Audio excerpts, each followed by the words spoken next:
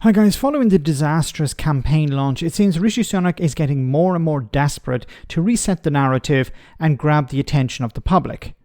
Well, on Saturday night he did just that, with a new policy that at least raised a few eyebrows. National service, or as it was known during the First and Second World Wars, conscription, may be coming back.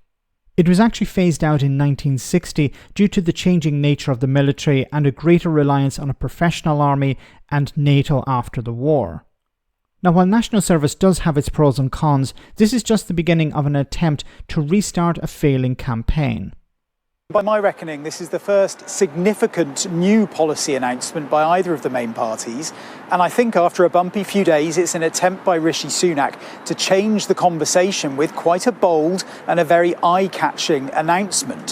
What it involves is essentially 18-year-olds being given the choice to either have 1 weekend a month over a year working in organisations like the NHS or the police or with charities, or if they like, they can try and pass a test to get into a selective year-long placement with either the armed forces or in cyber defence. Now, a royal commission, which is a kind of inquiry, would be set up to look at the details of all of this. And because this is mandatory, any 18-year-olds that refuse to do it could face non-criminal sanctions. That inquiry will hammer that out and look at things like exemptions as well. Now, Rishi Sunak has written in the Mail on Sunday about this this evening, and he said this isn't conscription, but in his view, this is about giving young people opportunities, equipping them with skills, but he also believes it's about instilling a sense of pride of service in younger people, which he believes will bind society together and make society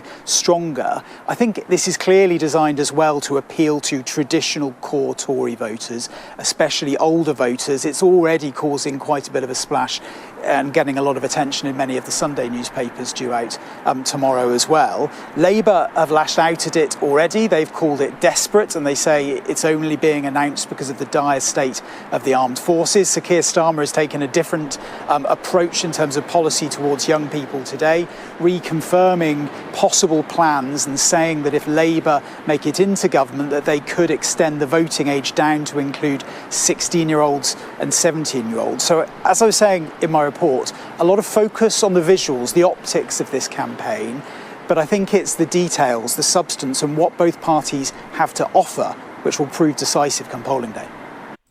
Look, what's really interesting about this as well is that this policy came out of nowhere. You know, a few Tories were probably talking about national service in the past, but it was never really front and centre in any campaign. And now, all of a sudden, national service. Now, at least to Labour's credit, they have talked before about reducing the voting age to 16, allowing 16 and 17-year-olds to vote. So this has been talked about before. But national service as part of a Tory party manifesto, well, this came out of nowhere. And of course, it's a desperate attempt, another gimmick by the Conservatives to try and hold on to power. Notice in the report, this appeals more to older voters, people who will not be affected by it, people who will not actually have to dedicate their time to national service. Isn't that strange?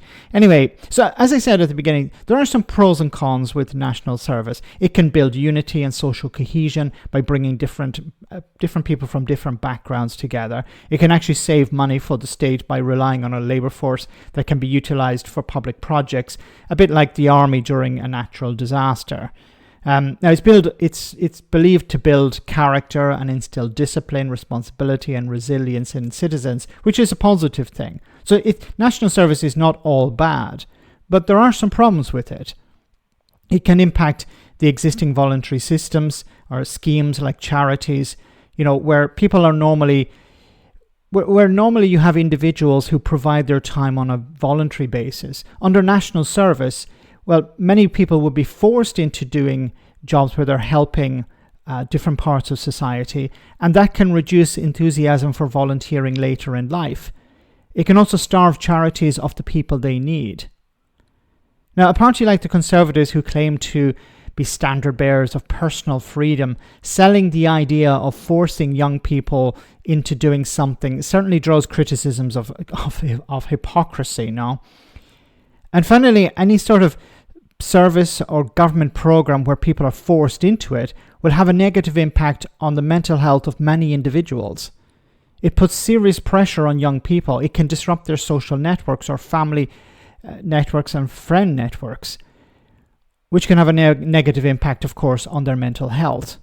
Now, Sunak is not really interested in introducing national service, as I said before. This, of course, is a gimmick to help win back some support from people who believe that young people are either just too lazy or too woke. And as was pointed out in the report, Labour seem to be offering the young people of today the vote, while the Tories are offering them a uniform. So this will grab the headlines for a few days until the next harebrained plan is put in place. Let me know in the comment section, guys, what you think. As always, your comments are greatly appreciated. Thanks a lot.